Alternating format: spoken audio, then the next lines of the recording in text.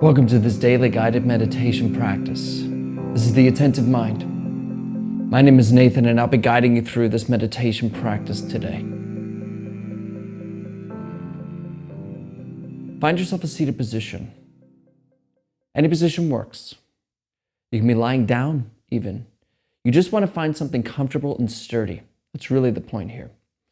Traditionally, you sit on the floor with a cross-legged half lotus posture. However, you can sit any way you like. Sitting in a chair is actually really comfortable. You just want to find something sturdy and comfortable. Just find what works for you. We also keep our eyes open during this practice. But if you don't want to do that, or you feel more comfortable closing your eyes, of course close your eyes. It's really not that important. It's just the way I've learned, and it's the way I share it with others.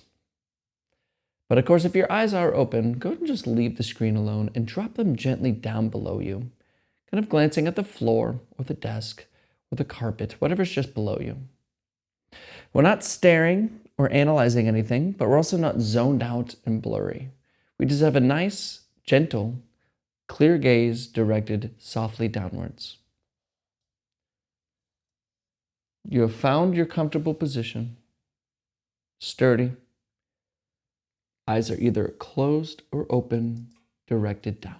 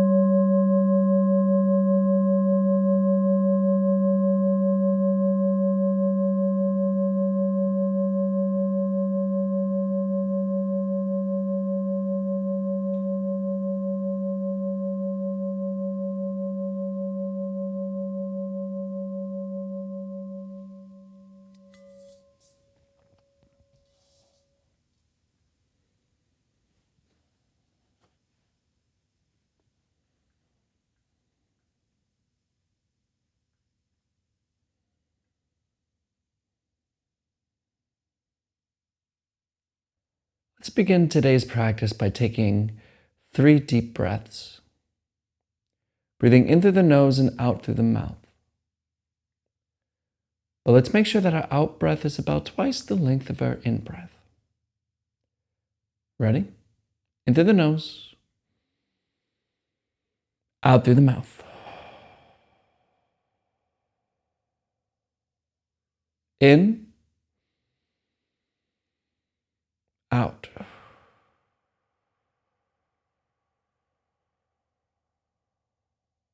In, and out.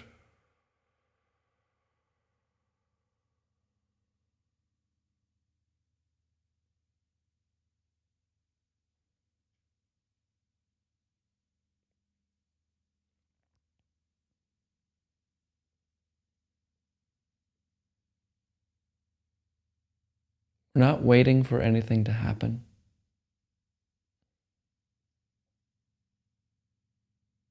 We're not looking for anything either.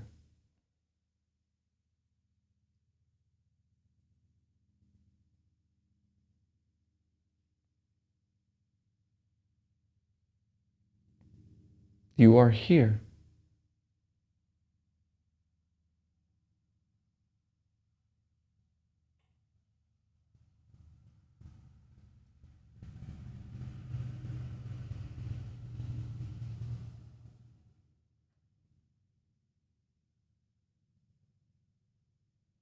There's nowhere to go.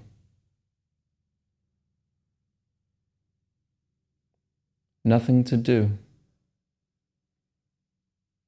And there's no one to become.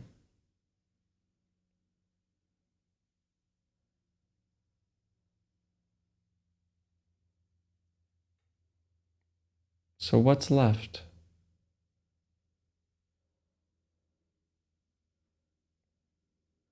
What's left when there's just nothing to do? No accomplishments. Nothing to be learned.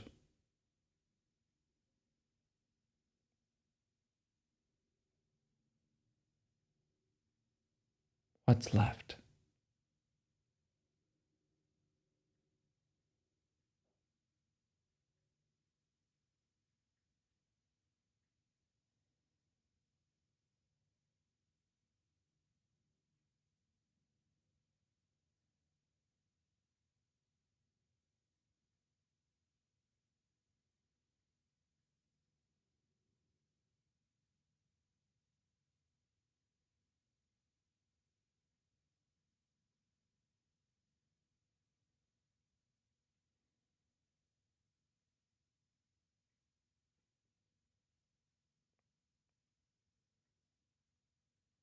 What are you thinking about? Notice how my words probably interrupted a thought you were having. You were planning something, thinking about meditation, trying, whatever. And because we're thinking like this, because we're paying attention to our thoughts, we're distracted from where life always is, which is here and now. But it's not enough to just try to pay attention to this moment, because we're so habituated to pay attention to our thoughts. And a tool that is traditionally used in order to form this so-called mindfulness muscle, form this ability to leave thinking alone, is to bring our attention to the breath, particularly the breath in the lower belly, below the belly button and above the groin. Just notice this area here.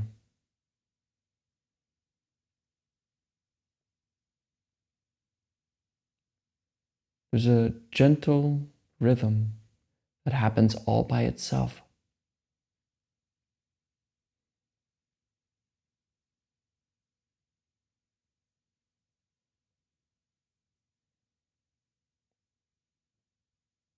And it's impossible to be thinking and paying attention to the breath, because the mind can only pay attention to one thing at a time.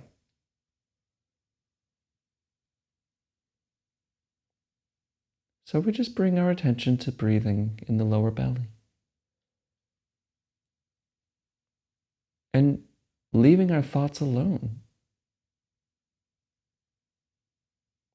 letting them come and go just as they please. Worried about this, remembering that, planning this or that, whatever. Don't shut them off. Don't push them away. Let them come. Your only task is to remain with breathing, the lower belly.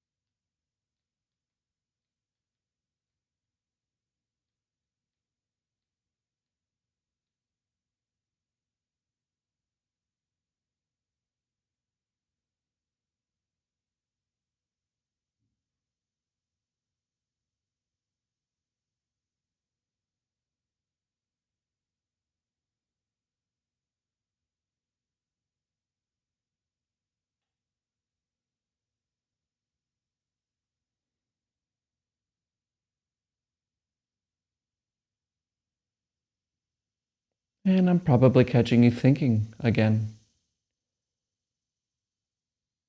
That's okay. Let the thought continue on. Let it keep on chattering. Return to the lower belly, rising and falling.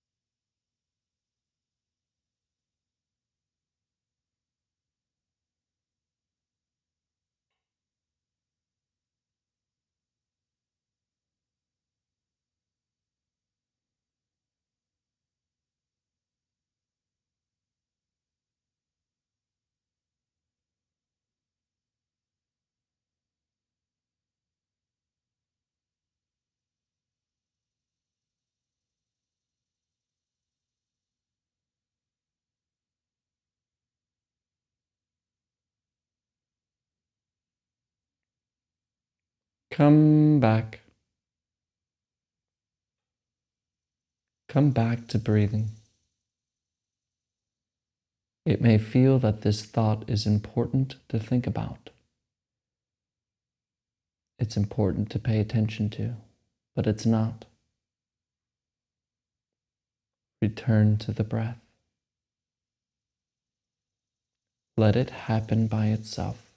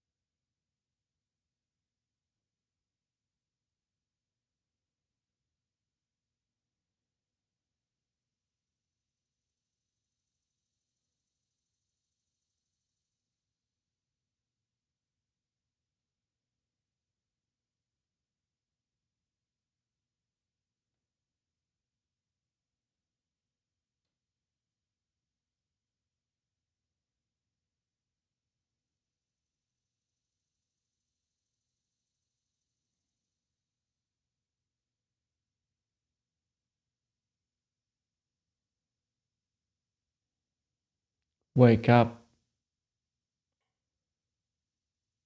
Wake up from thinking. Return to the breath. Rising and falling.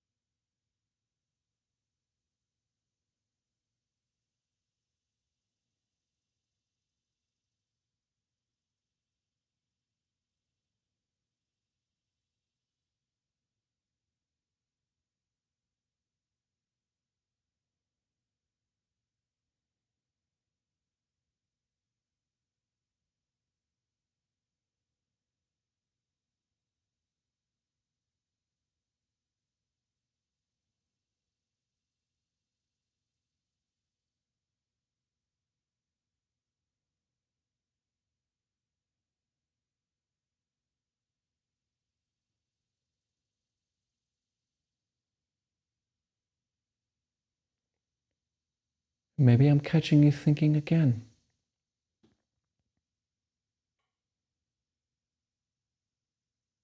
But it's interesting.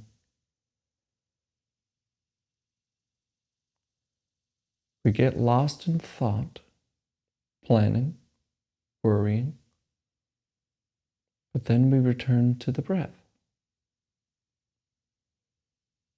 And there's something that thoughts are talking to. And we call this me or I.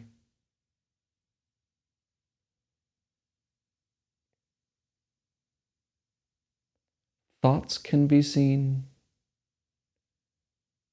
the breath can be seen, but can the one that thoughts are talking to be seen?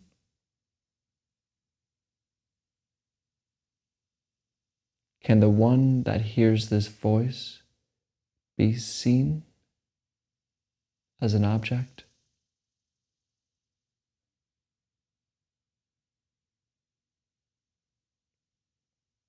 Look for the looker. What are you? Not something to think about.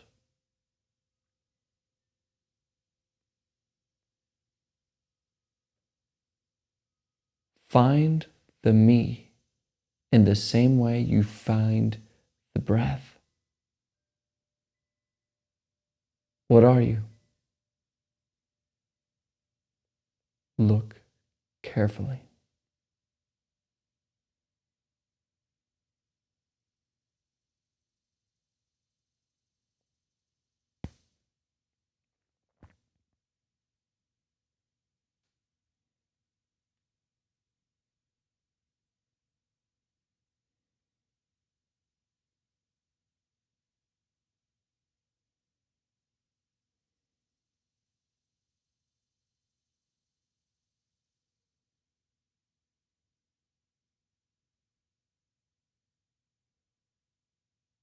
Thinking won't help you. What are thoughts talking to? What notices them? What notices this voice? Turn the attention back. What directs attention? Look for the looker. What do you discover?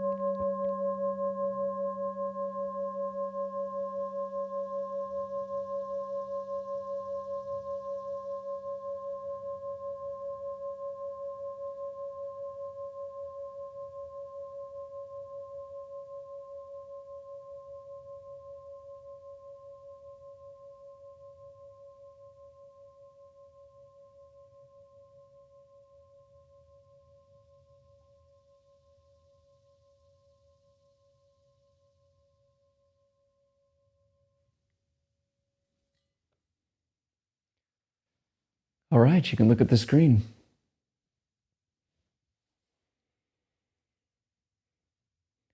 Something that I have personally struggled with a lot, and it really comes from my family and my upbringing, is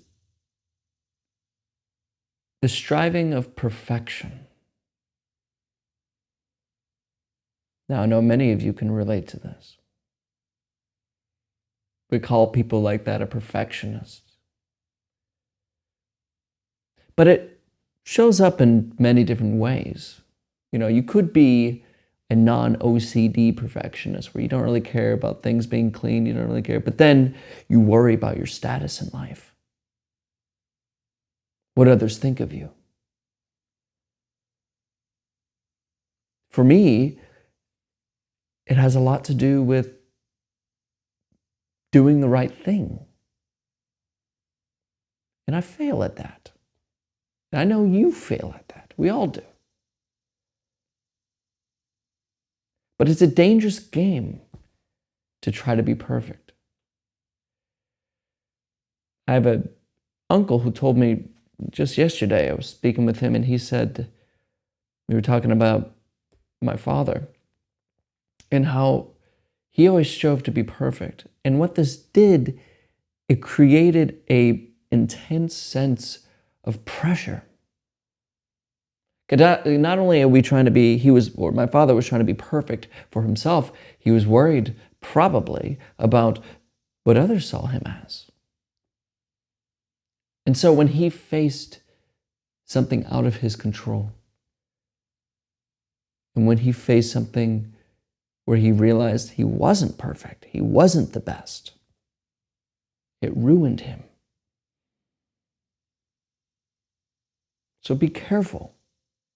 It's good to try and do things well, but recognize you won't be perfect. So don't try to be perfect. In fact, the worry of perfection even keeps us from doing things that we want to do. We need it to be perfect, so we won't even start or finish. You ever notice a cloud in the sky, a perfect cloud, or a perfect tree, or a perfect rock? We don't look at clouds and say, it would be better if it was swirling that way rather than this way. We don't notice trees to be making aesthetic mistakes. No, because they are all perfect the way they are. And it is the same with you and me. So don't try to be perfect. You're not perfect. And it's okay. Or another way of saying it, you are perfectly imperfect. So be like a tree or a cloud.